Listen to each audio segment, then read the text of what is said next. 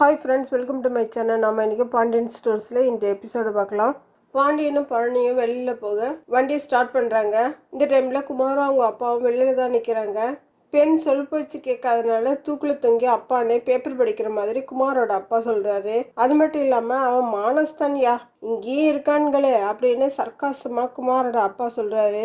இதை கேட்டும் கேட்காத மாதிரி பாண்டியன் அமைதியாக வண்டியை ஸ்டார்ட் பண்ணுறாரு. பழனிக்கு தான் பொறுக்க முடியாமல் அண்ணனை கத்தி விட்டுறாரு.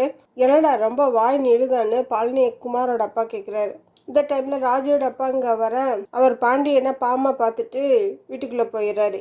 என்னடா இத்தனை நாளாக சண்டைக்கோழி மாதிரி இருந்தால் என்னோட அண்ணனும் பாண்டியனும் பாசமாக பார்த்துட்டு போகிறாங்க.